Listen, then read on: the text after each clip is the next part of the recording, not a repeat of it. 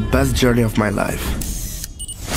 Itu jadi bagian dari perjalanan setiap orang. Kalau diisinya dengan diam aja di tempat, apa iya bakal ada hal-hal menarik yang terjadi? I think this is the time to let the adventure begin. Padahal kita bisa berjalan lebih jauh dari yang kita bayangkan. Hey, penutupan Anda. Excuse me, you know where is this place? You can come with us, tapi kamu harus lanjut lagi pakai kapal. Can I join you? Oke. Okay, thank you. Setiap orang butuh perjalanan ke tempat-tempat di luar zona nyaman. I met good people along the way. Their kindness really moved me. Amanap, ini ada kebetulan ini mau ke pulau. Tolong diantarlah. My whole sense awakened by this incredible nature. And the people who are sincere can be seen and felt. Supaya bisa terus belajar hal baru. I understand the meaning of her words now. She's the one who introduced me to this place, to let me find an answer. A journey is about connection, interaction, mutual respect. It's about each other. Oh, di sini. This one was given by my mother. Kamu sudah tepat datang kemari. Not only about receiving, but also about giving. Lengkapi perjalananmu bersama Songkok Nasional After Al-Furqan kita.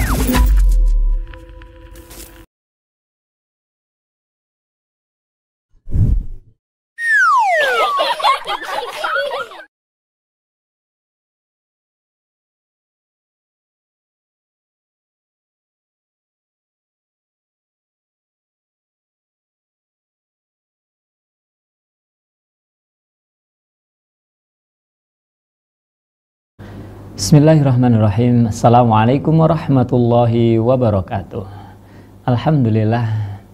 Alhamdulillahilladzi arsala rasulahu bil huda wa dinil haqq liyudhhirahu 'alad dini kullihi wa kafa billahi syahida. Asyhadu an la ilaha illallah wahdahu la syarikalah wa asyhadu anna Muhammadan abduhu wa rasuluh. Allahumma shalli wa sallim wa barik wa an'im ala sayyidina wa habibina Muhammadin sallallahu alaihi wasallam wa ala alihi wa sahbihi wa man tabi'ahum bi ihsanin ila yaumiddin, amma ba'd. Adik-adikku, sobat kecil pemirsa Al-Furqan TV dimanapun adik-adik berada, ayah bunda dan saudara-saudariku semuanya yang pada kesempatan hari ini, kesempatan di pagi yang cukup cerah ini, hari Ahad tanggal 17 Rabiul Akhir, ya, bertepatan tanggal berapa adik-adik ya? 18 tanggal berapa Oktobernya? Wah, kaulis ini nggak hafal ya. Alhamdulillah Allah Subhanahu wa taala mempertemukan kita, ya. Mempertemukan kita kembali untuk belajar bersama. Ya. Semoga adik-adikku semuanya dan para pemirsa, para pendengar, ya, yang menyimak mungkin secara langsung, ya, live, atau mungkin yang menyimak mendengarkan siaran ulangnya, semoga Allah Subhanahu wa taala senantiasa memberkahi kita semuanya, ya, menjaga kesehatan kita dan keluarga, melapangkan rezeki kita semuanya, ya, yang mungkin lagi sakit segera diberi kesembuhan, diberi kesabaran dan pahala yang berlipat ganda, ya, yang lagi mungkin lagi apa ya, lagi mendapat ujian. Ujiannya bukan hanya sakit, ya, mungkin banyak hal yang mungkin lagi apa adik-adik, ya. Perasaannya susah, gundah gulana dan seterusnya. Mudah-mudahan Allah pun juga segera memberikan kelapangan, ya, ketenangan dalam pikirannya, kedamaian dalam berpikir, ya, dalam hatinya dan seterusnya, ya. Mungkin juga yang lagi punya hutang mungkin, ya. Bagi ayah bunda, kalau adik-adik mungkin nggak ada hutang-hutangan, ya. Kalau ayah bunda mungkin kalau seandainya punya hutang, ya mudah-mudahan Allah Subhanahu wa taala membantu melapangkan rezekinya dan bisa melunasi hutang yang ditanggungnya, ya. Karena Allah Maha Kaya. Allah Maha Kaya, langit dan bumi dan di antara keduanya milik Allah Subhanahu wa taala. Jadi kalau hanya uang 100 juta, 1 miliar, 1 triliun mungkin ya, itu sedikit sekali bila dibandingkan dengan kerajaan, kekuasaan Allah Subhanahu wa taala yang sangat luar biasa sekali. Allah Maha Kaya, tidak ada yang bisa menandinginya. Semua manusia berada di bawah kekuasaannya. Semua manusia berada di atas buminya dan tunduk kepada aturan Allah yang Maha Esa. Ya, adik-adikku yang solih dan solihah, yang semoga Allah Subhanahu wa taala merahmati kita semuanya. Pada kesempatan hari ini, insya Allah kita akan belajar bersama tentang sirah Rasulullah Muhammad sallallahu alaihi wasallam, perjalanan Rasulullah Muhammad sallallahu alaihi wasallam dalam mengemban dakwah sebagai rasul, sebagai nabi, ya, menyebarkan Islam. Ya, adik-adik sudah siap? Anak solih, ya, siap gitu ya. Siap belajar. Rabbana zidna ilma warzuqna fahma waj'alna minas solihin. Ya Allah, tambahkanlah kepada kami ilmu yang bermanfaat, ya, dan berilah pemahaman kepada kami, ya, dan yang paling penting waj'alna minas solihin, dan jadikanlah kami semuanya, ya, Kak Abu Ilyas, adik-adik yang ada di rumah ataupun dimanapun adik-adik berada yang bisa menyimak kajian kita di hari ini, ya, jadikanlah kami anak-anak yang solih. Siapapun kita adalah anak, ya, meskipun sekarang kita menjadi orang tua, tapi kita juga anak dari orang tua kita, iya kan? Mudah-mudahan tatkala Allah Subhanahu wa taala menjadikan kita anak yang solih, maka kita akan bermanfaat kepada kedua orang tua kita. Meskipun harta kita nggak banyak bisa memberi kepada orang tua, tapi dengan kesolihan kita, kesolihan anak-anak kita, itu yang akan bermanfaat kepada orang tua kita ketika nanti tidak ada manfaatnya harta benda. Ya, anak harta benda nanti pada suatu hari dia tidak akan manfaat, tidak akan ada gunanya. Yang ada manfaatnya, yang ada gunanya adalah pahala. Pahala amal ibadah yang telah dikerjakan anak generasi kita, penerus kita, yang itu akan kita harapkan tatkala ajal sudah menjemput kita.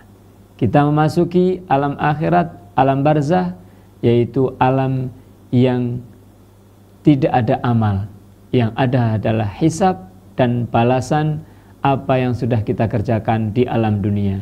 Mudah-mudahan Allah Subhanahu wa taala membukakan hati kita, orang tua kita, keluarga kita, sehingga kita bisa menjadi hamba Allah yang sebenarnya. Hamba yang pandai bersyukur, berterima kasih atas nikmat yang Allah berikan kepada kita.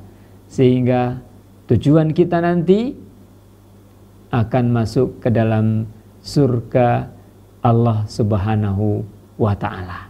Ya, adik-adik, pada pertemuan yang lalu kita sudah bahas dan sudah nyampe di Madinah, adik-adik ya.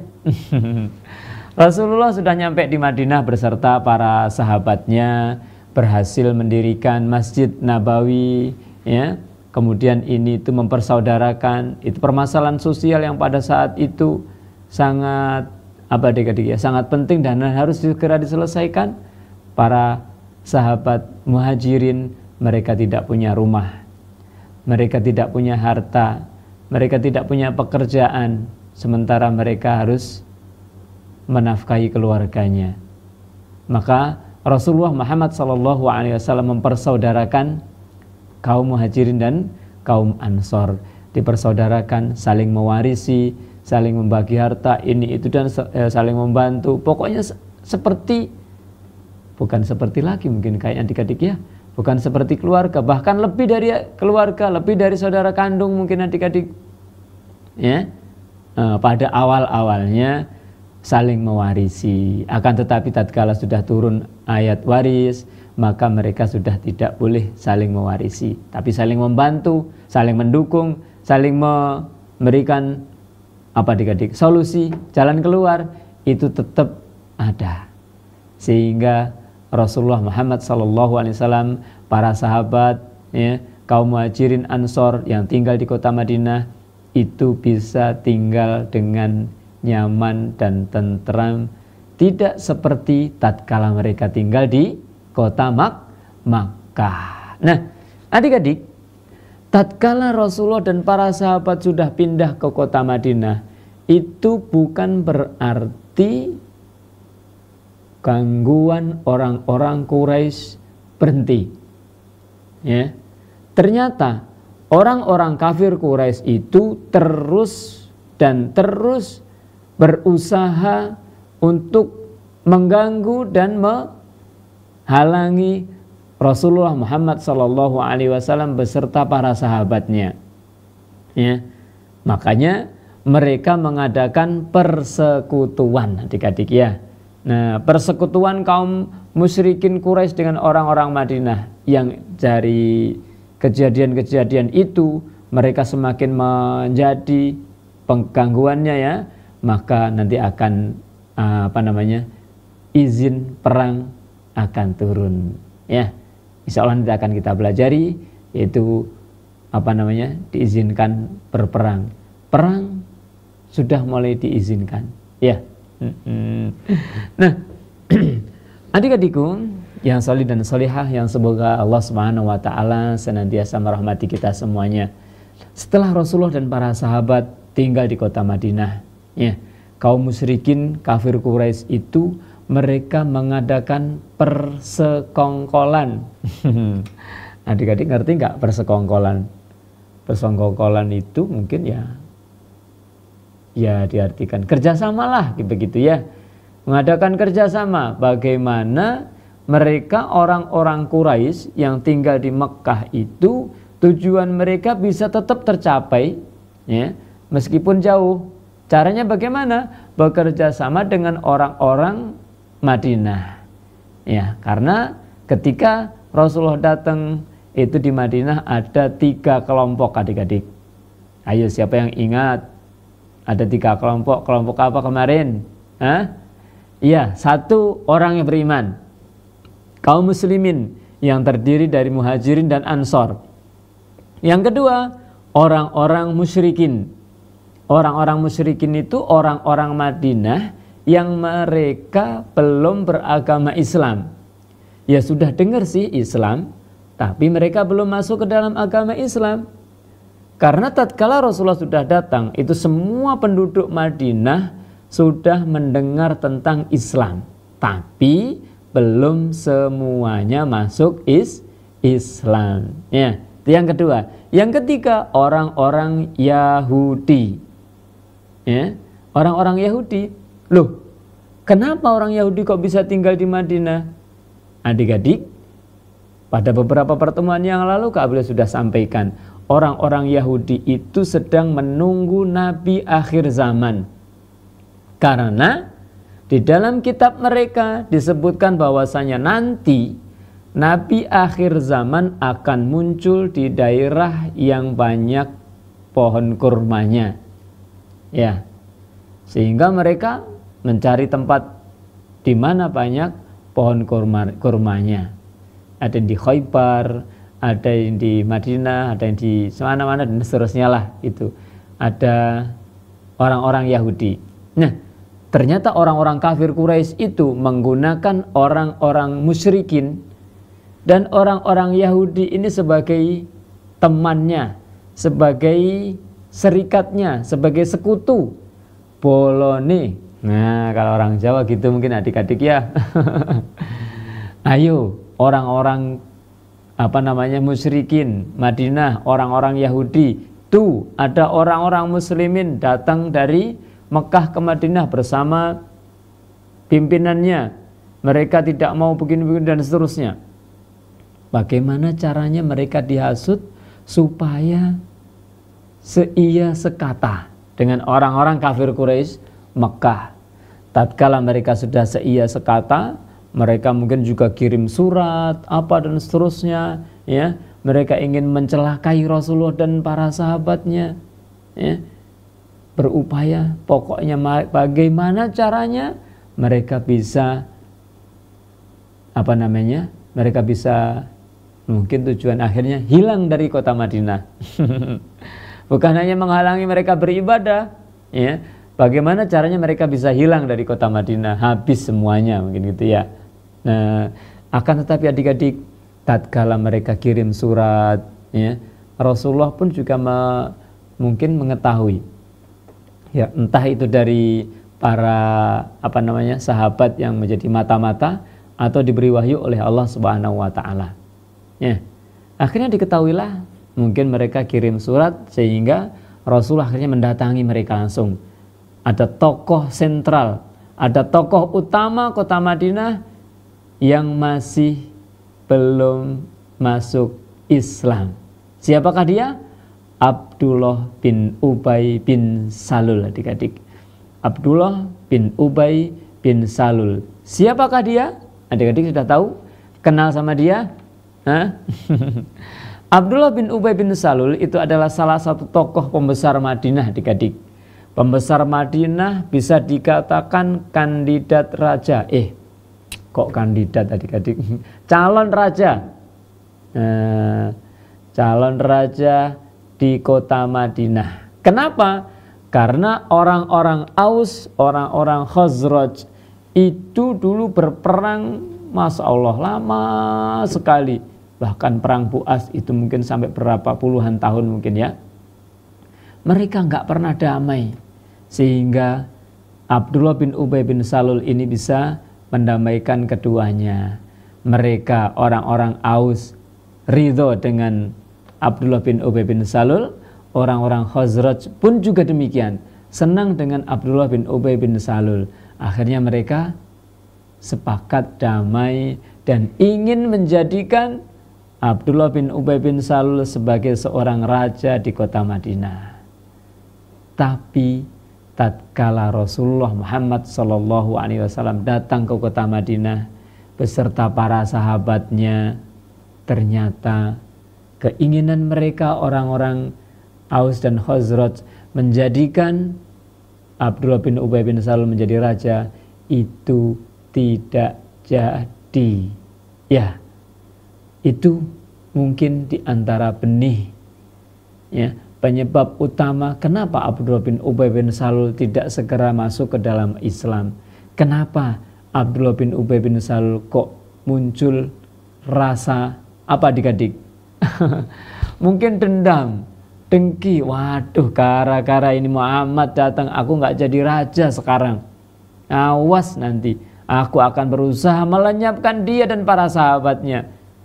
Ya, kalau seandainya mereka nggak datang ke sini, aku yang akan menjadi rajanya. Mungkin gitu adik-adik ya mungkin. Nah, itu orang-orang Aus dan Khazraj, orang-orang penduduk Madinah itu sudah menyiapkan manik-manik, menyiapkan mahkota, mungkin ya, menyiapkan ini perlengkapan yang ingin dijadikan raja tadi, ya, untuk Abdullah bin Ubay bin Salul. Tapi ya itulah tadi, ya, karena ini itu dan seterusnya nggak jadi, tapi semakin memuncak, nggak bisa apa-apa tatkala terjadi perang Badar. Tatkala terjadi perang Badar, kaum muslimin menang, adik-adik. Nah, Abdullah bin Ubay bin Salul ini kalau mau melawan kaum muslimin nggak berani. Ya, makanya akhirnya setelah perang Badar, Abdullah bin Ubay bin Salul pura-pura masuk Islam, tapi dalam hatinya tetap kafir, menyembunyikan kekufurannya dan menampakkan keislamannya. Secara zahir, secara penampilan masuk Islam, tapi dalam hatinya tidak ada orang yang tahu, ya, ternyata dia tetap dalam kekufurannya, bahkan membenci dan sangat benci kepada Rasulullah dan para sahabatnya. yang mereka akhirnya dikenal dengan nama orang-orang munafik. Apa adik-adik? Munafik. Ya, itu Abdullah bin Ubay bin Salul. Nah, tatkala sudah didatangi oleh Rasulullah, akhirnya mereka gagal, nggak jadi mengadakan ini, itu dan seterusnya. Tapi tatkala gagal itu bukan berarti mereka berhenti sampai di situ adik-adik. Ya, usaha cara berbagai macam ini itu dilakukan supaya bisa menghalangi kaum muslimin untuk beribadah, menghalangi kaum muslimin, mengganggu kaum muslimin, menteror mungkin ya kalau sekarang. Bagaimana? Bahkan kalau bisa mereka hilang dari kota Madinah, habis, entah mereka mengungsi ke kota lain atau mungkin mereka binasa semuanya. Pengennya seperti itu adik-adik ya. Nah, tatkala Rasulullah Muhammad SAW dan para sahabatnya itu tinggal di kota Madinah, sudah berhasil menggagalkan satu mungkin usaha mereka, ya, tapi mereka nggak berhenti begitu saja. Ya, bahaya itu terus mengancam Rasulullah Muhammad SAW dan para sahabatnya. Ya, ini mungkin sebagaimana diceritakan oleh sahabat Ubay bin Ka'ab adik-adik. Ya, tatkala Rasulullah SAW dan para sahabatnya tiba di kota Madinah, mereka itu dilindungi oleh kaum Ansor. Ya. Orang-orang Arab sepakat akan memberantas mereka. Perhatikan adik-adik. Ya. Sejak saat itulah mereka senantiasa siaga, membawa pedang, membawa senjata, tombak ini, panah dan seterusnya, baik siang maupun malam. Karena itu tadi, tatkala orang-orang muslimin datang ke kota Madinah, orang-orang selain mereka pun juga ingin apa adik-adik? Semakin hari mereka ingin berusaha menghabisi mereka, orang-orang muslimin, ya, memberantas orang-orang muslimin tadi. Nah, dengan banyaknya perlakuan itu adik-adik, dengan banyaknya perlakuan yang buruk, ya, kaum musyrikin Quraisy dan Madinah kepada orang-orang yang beriman, ya, maka setelah hijrah Allah Subhanahu wa taala menurunkan perintah untuk berperang. Bagi siapa? Kaum muslimin. Namun perintah perang tersebut belum sampai kepada adik-adik, tingkat wajib. Kalau wajib itu harus dikerjakan. Jadi masih dianjurkan, mungkin diizinkan atau bahkan mungkin dianjurkan untuk berperang, melawan mereka. Kalau dulu belum berani dan belum diizinkan untuk melawan, tatkala disakiti, tatkala ini itu dan seterusnya, mereka hanya bisa pasrah saja. Ya, Ammar bin Yasir dan keluarganya, Bilal bin Rabah tatkala disiksa, ya, Khabbab bin Arad dan lain sebagainya, para sahabat dulu tatkala di kota Makkah mereka disiksa, bahkan mungkin dibunuh, di ini itu dan seterusnya. Mereka tidak ada yang melawan. Karena memang mereka dalam kondisi lemah adik-adik. Kita nggak bisa bayangkan adik-adik betapa beratnya ujian di saat itu. Ya, orang-orang yang memegang agama Islam. Ya. Dan sekarang alhamdulillah kita di negeri yang aman, di Indonesia, ya, negeri tercinta, kita bisa menjalankan agama kita dengan baik, dengan apa dan seterusnya. Itu salah satu berkat jasa-jasa mereka adik-adik. Mereka yang telah berjuang di awal munculnya Islam, ya, akhirnya Islam terus jaya hingga bisa tersebar ke seluruh penjuru dunia dan alhamdulillah nyampe ke negeri kita adik-adik. Ya. Itu. Nah, adik-adik, tatkala kaum muslimin mendapatkan banyak gangguan, banyak perlakuan yang tidak mengenakkan dari orang-orang kafir Quraisy, maka mereka menempuh beberapa langkah. Bagaimana ini? Ya, kalau kita mau pasrah terus, gak melawan, gak apa, nanti terus kita gimana? Habislah. Ya, oleh karena itu, yang pertama mereka lakukan adalah kerjasama, mengadakan perjanjian damai, dengan kabilah-kabilah yang berada di jalur perdagangan antara Mekah menuju Syam. Orang-orang Mekah itu biasa mengadakan perjalanan dagang ke kota Syam, ya, ke kota Syam. Mereka jualan ke sana, balik lagi ke sana, ini sana sini. Jadi memang dan itu melewati Madinah, adik-adik, melewati Madinah. Jalur perdagangan itu dari Mekah ke Syam, dari Mekah terus ke utara, terus kalau ke peta ya ke atas gitu, itu nanti akan melewati Madinah. Oleh karena itu orang-orang Madinah, Rasulullah dan para sahabat itu bekerja sama dengan kabilah-kabilah yang ada di jalur perdagangan itu, mengadakan perjanjian damai. Nah, tatkala mengadakan perjanjian damai dengan kabilah-kabilah yang ada di situ, mereka aman. Orang-orang Madinah yang Muslim aman, mereka di situ. Mau mengadakan perjalanan ke Syam, ke ini itu dan seterusnya aman.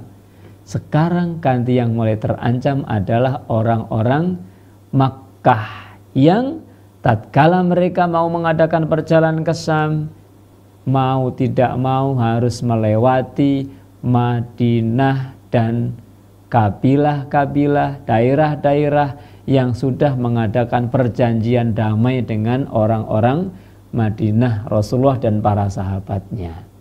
Nah, yang kedua, Rasulullah Muhammad SAW senantiasa mengirim pasukan-pasukan patroli pemantau. Nah, mantau di mana? Jalur itu, jalur perdagangan dari kota Mekah menuju ke Syam. Kadang nyuruh berapa puluh orang ke sana untuk melihat kondisi jalan. Orang-orang Mekah, mereka berangkat berdagang, mereka pulang dari kota Syam dan seterusnya adik-adik. Ya, tatkala itu jalur perdagangan akhirnya mereka kuasai. Tujuannya apa? Mereka mengirimkan pasukan itu, tujuannya adalah memantau jalur perdagangan itu, ya, sekitar Madinah dan jalan menuju ke Syam. Dari Makkah ke Syam itu jalannya dipantau sama orang-orang mereka, ya, dipantau sama orang-orang Muslimin. Ya, di antara tujuannya adalah apa?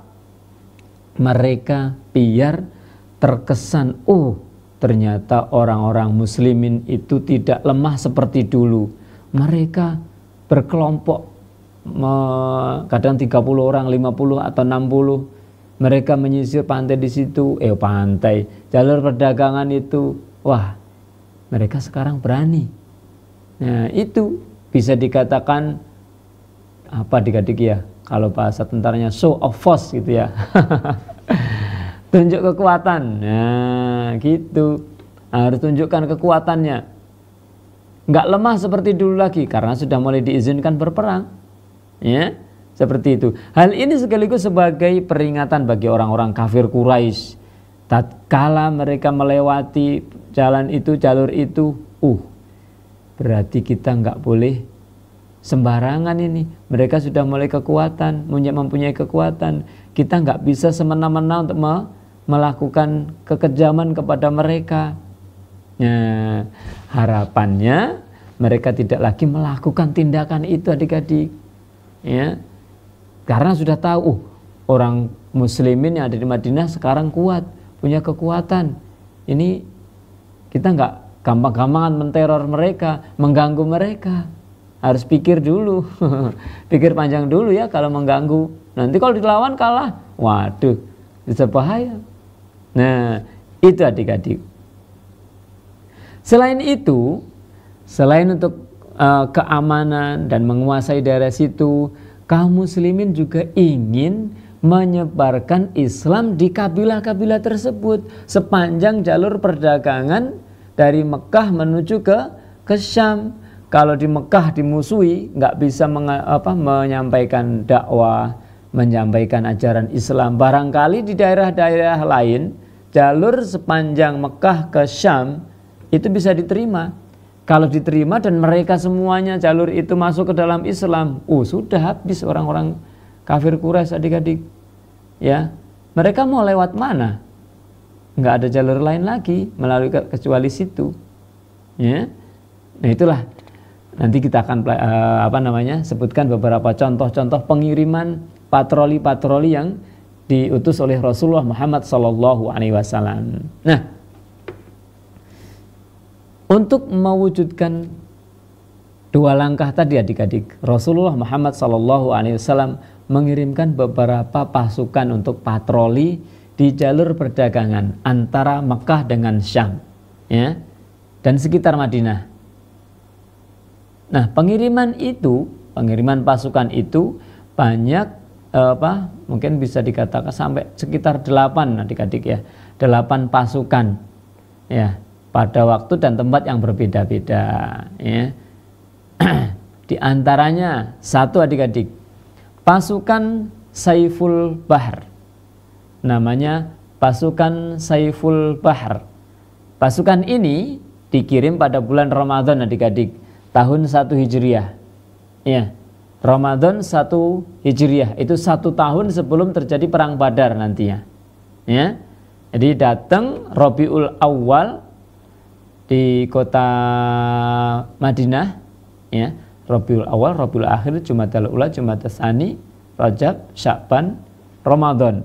Berarti bisa dikatakan 6 atau 7 bulan ya, 6 atau 7 bulan, 5 atau 6 bulan setelah itu ya, mereka siap mengirimkan pasukan namanya Saiful Bahar adik-adik ya.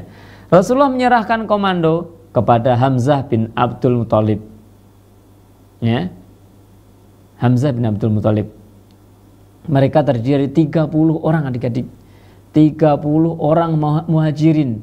Jadi Ansor nggak ikut, muhajirin ya. 30 orang muhajirin itu berarti orang-orang yang berasal dari Mekah, orang Islam yang datang dari Mekah ya, yang hijrah ke kota Madinah, itu namanya muhajirin ya. 30 orang muhajirin yang ikut pasukan Saiful Bahar tersebut. Mereka dikirim Rasulullah untuk apa? Mereka ditugasi mencegat kafilah rombongan dagang kaum musyrikin Quraisy yang datang dari Syam. Tatkala dari Syam mereka akan pulang ke Mekah. Nah, mereka suruh nyegat itu ya. Kafilah tersebut, rombongan dagang tersebut, punya orang-orang kafir Quraisy itu dipimpin oleh Abu Jahal adik-adik. Dipimpin oleh Abu Jahal, Amr bin Hisham ya kalau nggak salah namanya adik-adik ya. Abu Jahal itu beserta 300 orang lainnya. Jadi rombongan dagang itu ada 300 orang yang dipimpin oleh Amr bin Hisham, Abu Jahal adik-adik ya. Akan tetapi tatkala bertemu mereka nggak jadi berperang adik-adik, nggak jadi berperang. Kenapa? Karena ada namanya Majdi bin Amr al-Juhani yang melerai sehingga tidak terjadi peperangan. Orang kafir Quraisy, rombongan dagang yang dipimpin Abu Jahal tadi, mereka berhasil pulang ke kota Mekah. Kemudian pasukan yang dipimpin oleh Hamzah bin Abi Thalib tadi ya, Hamzah bin Abdul Muthalib pun juga pulang ke kota Madinah. Nggak jadi perang, tapi mereka sudah bertemu adik-adik ya. Berarti orang-orang kafir Quraisy sudah tahu, ternyata mereka sudah adik-adik punya kekuatan, dan kekuatan mereka tidak bisa dipandang sebelah mata, tidak bisa diremehkan adik-adik ya. Yang kedua, ada pasukan Rabigh. Ini dikirim pada bulan Syawal adik-adik. Tadi Ramadan, 1 bulan berikutnya dikirimlah pasukan Rabigh ya. Pasukan Rabigh ini dipimpin oleh Ubaidah bin Al-Haris bin Al-Muthalib adik-adik ya. Mereka terdiri dari 60 ya, 60 pasukan penunggang kuda adik-adik. Kalau penunggang kuda berarti mereka sudah lihai dan mahir dalam berperang adik-adik. Coba bayangkan, kalau orang dia bisa berperang di atas kuda, berarti dia, kalau mungkin pasukan kita ya pasukan apa adik-adik ya, Kopassus gitu ya. Karena pada zaman dahulu adik-adik ya, bagaimana dia bisa berperang dengan pedangnya sementara mungkin tangan kirinya memegang tameng, dia tetap di atas kuda. Bagaimana nyetirnya adik-adik? Bagaimana dia bisa nggak jatuh dari atas kudanya? Nah ini harus dipikir adik-adik. Ya jangan hanya sekedar mungkin naik kuda gitu toh, oh pasukan kuda. Itu harus menjaga keseimbangannya adik-adik. Bagaimana dia bisa berperang melawan pasukan Quraisy juga. Kemudian dia membawa tamengnya. Ya. Selain itu dia juga tetap bisa memacu kudanya. Mengendalikan kudanya, maju, mundur, lari, berhenti dan seterusnya. Ayo. Adik-adik ada yang pernah naik kuda? Hah? Kita kalau naik kuda bingung, tangan kita megang talinya, ya kan? Belok kanan, belok kiri, ayo maju, terus lari, berhenti, iya kan? Tapi kalau berperang, masa pegang talinya? Lah kita kalah lah kalau megang talinya, ya itu. Makanya kalau pasukan kuda itu berarti mereka sudah hebat, ya hebat mereka, terlatih. Nah ini 60 adik-adik. 60. Kalau tadi pasukan Saiful Bahar tadi hanya 30 adik-adik. 30 ya? Kalau nggak salah gitu adik-adik ya. Kalau orang-orang apa tadi? Pasukan Robih itu 60 penunggang kuda dari kaum Muhajirin adik-adik ya. Nah, pasukan tersebut ternyata bertemu dengan Abu Sufyan adik-adik. Abu Sufyan beserta 200 orang. Kalau yang pertama tadi Abu Jahal dengan 300 orang. Sekarang Abu Sufyan ya, yang menjadi pimpinan rombongan dagangnya tersebut.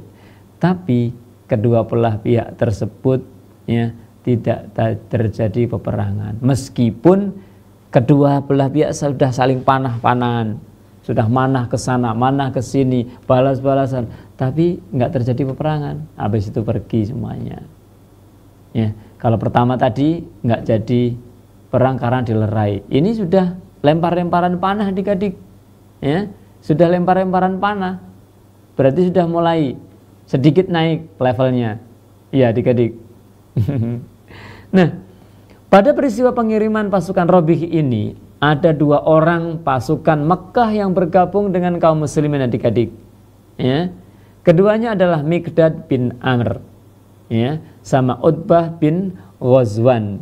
Keduanya ternyata beragama Islam adik-adik.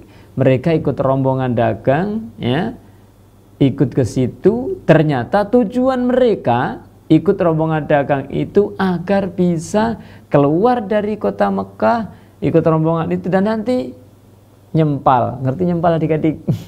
Di tengah perjalanan gabung dengan orang-orang muslimin yang di kota Madinah. Ternyata berhasil adik-adik. Ya, mereka berhasil bertemu dengan sahabat-sahabat mereka, gabung dengan kaum muslimin di kota Madinah. Berarti kehilangan 2 Abu Sufyan tadi ya, kehilangan 2 pasukannya. Nah, yang ketiga adik-adik, pasukan Saiful Bahar, pasukan Robih, kemudian yang ketiga adalah pasukan Kharrar. Pasukan Kharrar ini di bulan Dzulqa'dah adik-adik. Di bulan Dzulqa'dah tahun 1 Hijriah. Kalau tadi Syawal, Dzulqa'dah berarti 1 bulan berikutnya juga. Ramadan dikirim, Syawal kirim, Dzulqa'dah juga dikirim pasukan Kharrar. Ya. Rasulullah menyerahkan komando kepada Sa'ad bin Abi Waqqas adik-adik. Ya, Sa'ad bin Abi Waqqas sebagai pimpinannya. Pasukannya berapa? 20 orang. Nah, kalau tadi 30, 60, sekarang cuma 20 adik-adik. Ya. Terus mereka suruh ngapain sama Rasulullah Muhammad SAW? Tujuan mereka adalah mencegat juga, mencegat kafilah dagang. Mencegat kafilah dagang orang-orang Quraisy. Tapi mereka ya, ketika tiba di daerah Kharrar, ternyata pasukan kafilah dagangnya tadi sudah berlalu, sudah lewat, jadinya nggak ketemu adik-adik.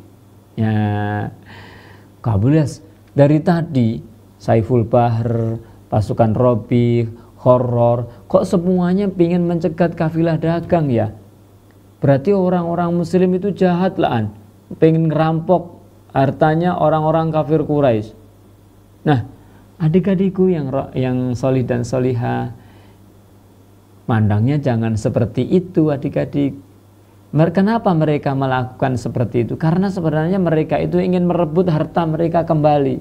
Loh, kok bisa? Iyalah, ya kan mereka tatkala hijrah ke kota Madinah, orang-orang kafir Quraisy menahan harta mereka. Kalau mau hijrah silakan hijrah, tapi harta tidak boleh dibawa. Ya, harta kalian biarkan di kota Mekah. Kami yang apa adik-adik? Berarti dirampas.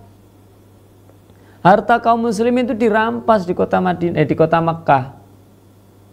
Nah, ini tatkala sudah di kota Madinah, pinginnya mengambil harta yang telah dirampas dahulu tatkala di kota Mekah.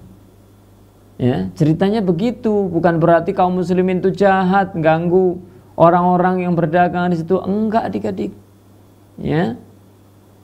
Nah, ini harus dipahami adik-adik ya, harus dipahami. Jadi mereka melakukan seperti itu ingin mengambil harta mereka yang dulu diambil alih oleh orang-orang kafir Quraisy. Nah, tadi 3 pasukan. Sekarang pasukan yang keempat adik-adik, pertempuran Al-Abwa.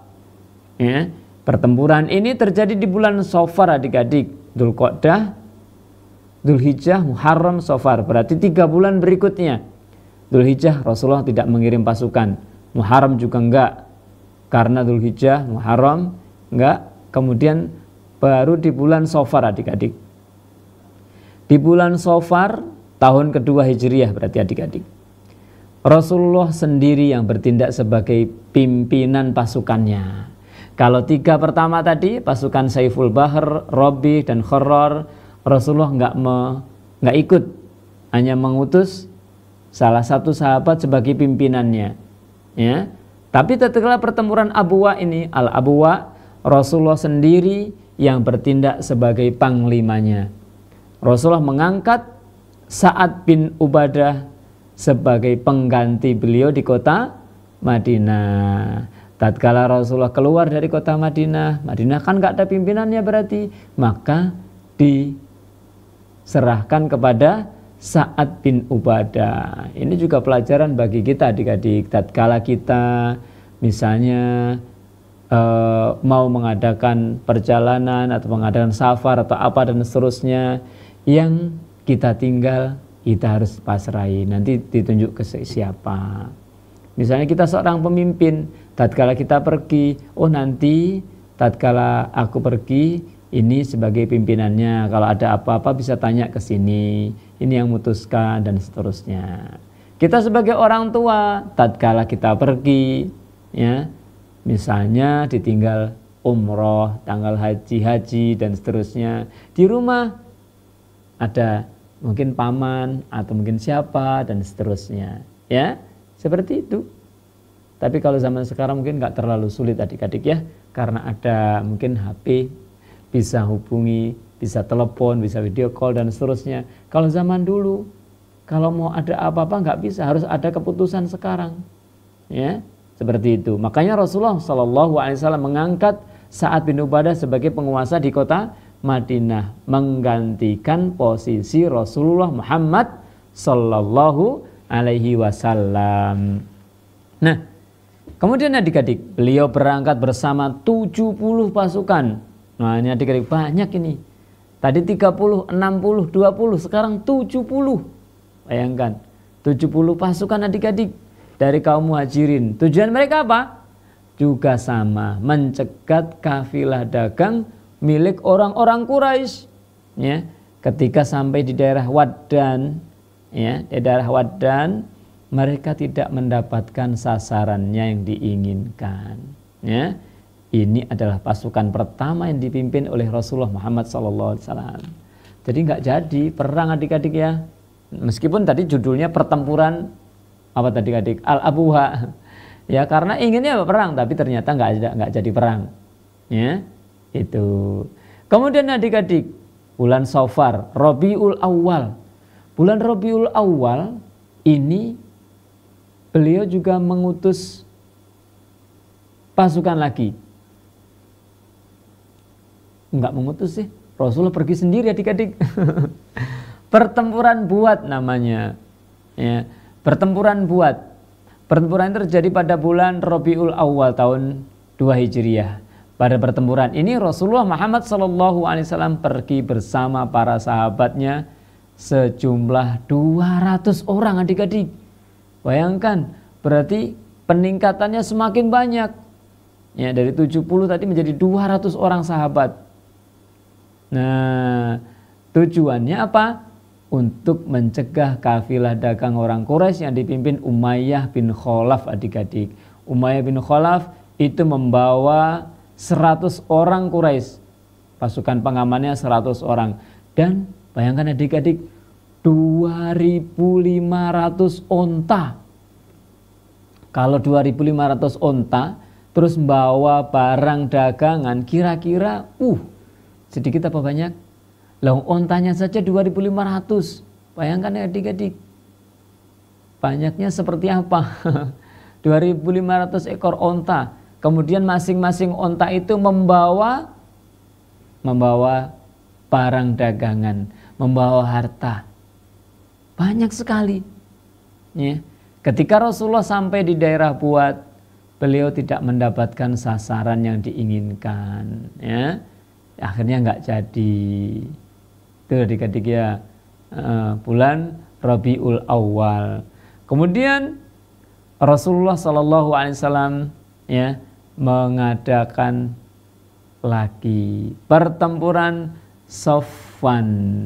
Pertempuran Safwan ini disebut juga dengan Perang Badar pertama. Perang Badar Sughra, karena nanti ada Perang Badar Kubra adik-adik ya. Yang seru sekali nanti perang, bener-bener perang adik-adik. Kalau ini masih mukodimahnya. Perang kecil-kecilan gitu ya.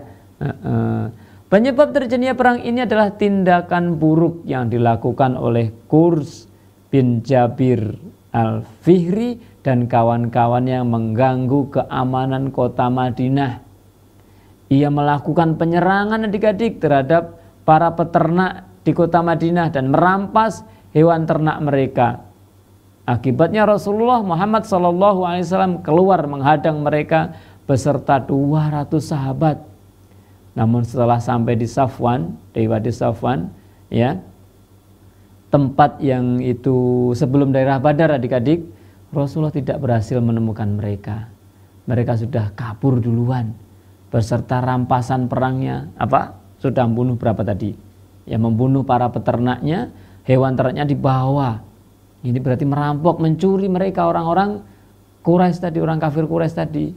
Akhirnya beliau tidak jadi berperang dan kembali ke kota Madinah. Dalam hal ini Zaid bin Haritsah yang ditunjuk Rasulullah menggantikan posisi beliau sebagai pemimpin di kota Madinah tadi. Di bulan apa tadi adik-adik? Nggak dijelasin di bulan apa adik-adik. Tadi Rabiul Awal, ya berarti setelah itu adik-adik mungkin ya. Kemudian di bulan Jumadal Ula adik-adik. Mungkin 1 bulan setelah Rabiul Akhir mungkin ya. Pertempuran Safwan tadi. Kemudian 1 bulan berikutnya di bulan Jumadal Ula. Akhir Jumadal Ula, mungkin awal Jumadal Akhir ya adik-adik ya. Beliau keluar bersama 150 orang dari kalangan Muhajirin. Siapa tadi yang keluar? Rasulullah Muhammad SAW. Nah, tatkala ditinggal kota Madinah, siapa yang gantikan? Abu Salamah. Abu Salamah bin Abdul Asad al-Makhzumi yang ditunjuk Rasulullah SAW sebagai pengganti beliau di kota Madinah. Ya, beliau tadi keluar bersama 150 orang kaum Muhajirin. Beliau tidak memaksa siapapun untuk ikut serta. Ya. Enggak nunjuk, ayo kamu harus ikut, kamu harus ikut, kamu harus ikut. Enggak. Mereka pergi, ya. Mereka pergi dengan menunggang 30 ekor onta adik-adik.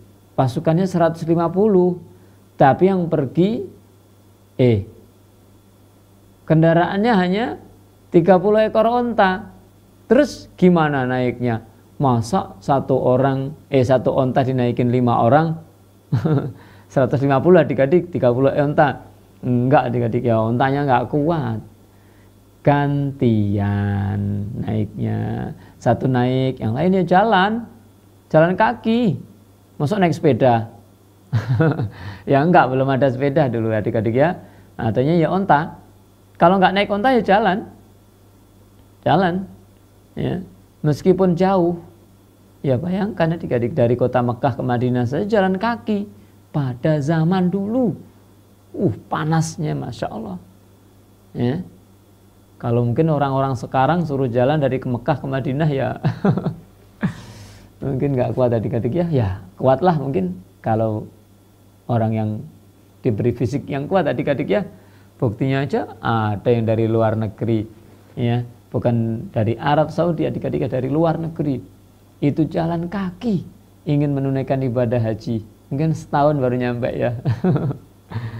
Ya begitulah, kalau ada keinginan yang kuat itu insya Allah Allah memberikan jalan keluarnya adik-adik ya. Nah, tatkala Rasulullah membawa keluar 150 pasukannya dari kalangan muhajirin dengan menaikin 30 ekor onta adik-adik secara bergantian ya, tujuan beliau juga sama, mencegat kafilah Quraisy yang hendak menuju Syam. Jadi mau berangkat berdagang ya. Beliau sampai di Dzul Usyairah ya, ternyata kafilahnya sudah lewat beberapa hari yang lalu.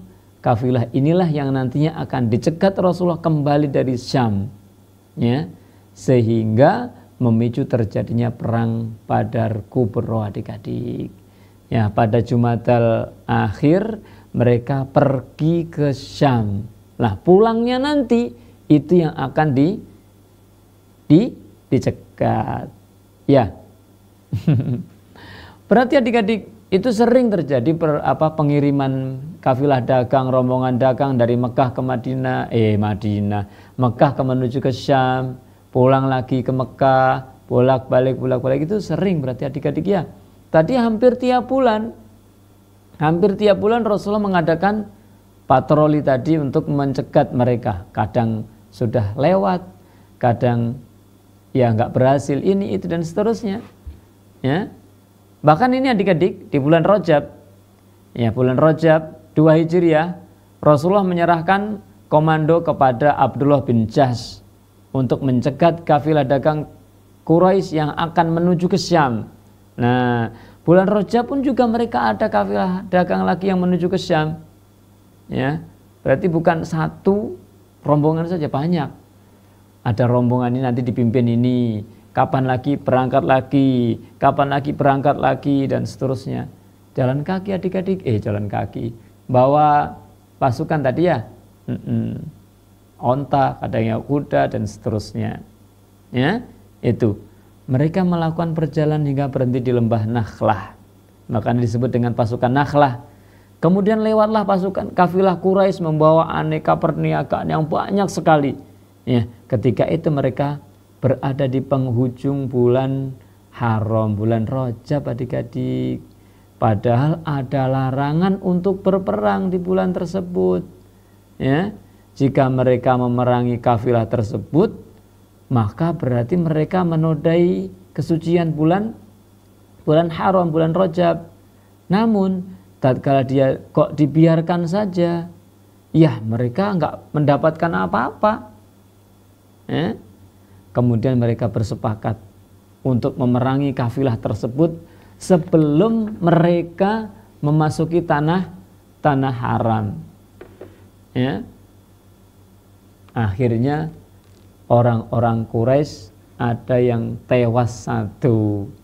Ya, namanya Amr bin Al-Hadrami. Pasukan kaum muslimin juga menawan 2 orang, Utsman bin Abdullah bin Al-Mughirah dan Al-Hakam bin Kisan, serta membawa mungkin rampasan harta perang. Mungkin ya nggak banyak adik-adik ya. Inilah orang yang pertama dibunuh dan 2 tawanan pertama sekaligus harta rampasan pertama di dalam Islam. Ya, dalam pasukan nakhlah tadi.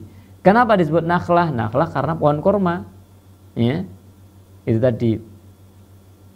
Nah, ternyata adik-adik dari peperangan itu di bulan Rajab tadi timbul masalah adik-adik, ya. Dari situlah nanti benih-benih peperangan yang lebih besar akan terjadi.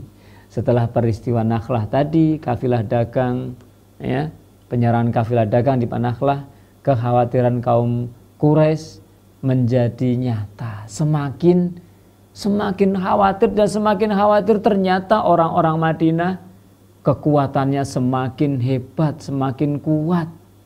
Ya, seperti itu. Mereka mengetahui bahwa Madinah dalam kondisi siaga dan senantiasa mengintai gerak-gerik orang-orang Quraisy yang mengadakan perniagaan.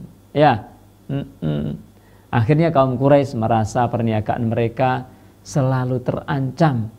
Ya, akhirnya mereka sadar adik-adik. Mereka sadar dari perbuatan kejam mereka yang dahulu. Oh yos pas. Dulu kami, kita ini orang-orang kafir Quraisy menyiksa, ya, mengganggu, mengganggu, apalagi menyiksa, ya. Pokoknya melakukan berbagai macam kekejaman kepada orang-orang Muslim. Sekarang mereka sudah mempunyai kekuatan. Berarti kita dalam keadaan apa adik-adik? Mungkin harus siap-siap akan mendapatkan balasannya. Ya, hati-hati, kita akan mendapatkan balasan nanti. Ya, itu tadi. Nah, oleh karenanya adik-adik, para pembesar mereka, orang-orang kafir Quraisy, tokoh-tokoh kafir Quraisy itu, mereka bersikeras untuk menghabisi kaum muslimin sampai ke akar-akarnya, biar perjalanan dagang mereka tidak terganggu. Nah, dari sinilah akhirnya mereka berambisi kuat, bagaimana nanti kita akan menghancurkan mereka kaum muslimin yang ada di kota Madinah. Terjadilah perang Badar nantinya adik-adik, ya. Adapun bagi kaum muslimin, perang memang telah diwajibkan bagi Allah, ya, setelah pengiriman pasukan Abdullah bin Jahaz tadi.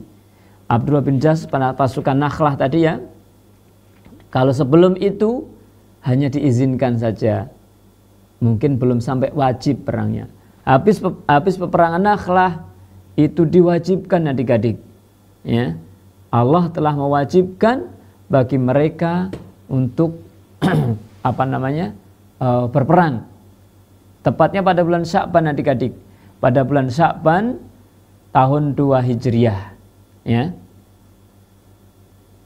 Pada bulan Sya'ban 2 Hijriah, setelah pasukan Nakhlah tadi, ternyata kewajiban perang turun adik-adik. Ya. Pada bulan itu, bulan Sya'ban, mungkin 1 bulan sebelum perang Badar adik-adik, ya, 2 Hijriah. Tak lama kemudian Allah menurunkan kepada mereka ayat-ayat yang mengajarkan bagaimana tata cara berperang. Ya, ayat-ayat peperangan yang Allah turunkan menunjukkan semakin dekatnya apa adik-adik? Peperangan antara kaum muslimin dan kaum Quraisy, kafir Quraisy. Dan harapannya berarti kemenangan akan semakin dekat. Karena perang sudah diizinkan, diwajibkan, berarti nanti peperangan akan semakin dekat, kemenangan akan semakin dekat, sehingga orang-orang kafir Quraisy akan kalah dan binasa. Bagaimanakah kisah selanjutnya? Insya Allah akan kita pelajari pada pertemuan yang akan datang, ya adik-adik, ya. Insya Allah. Sampai di sini dulu adik-adik. Iya, saking serunya nggak terasa adik-adik. Waktunya habis. Insya Allah nanti akan kita lanjutkan tentang perang Badar adik-adik.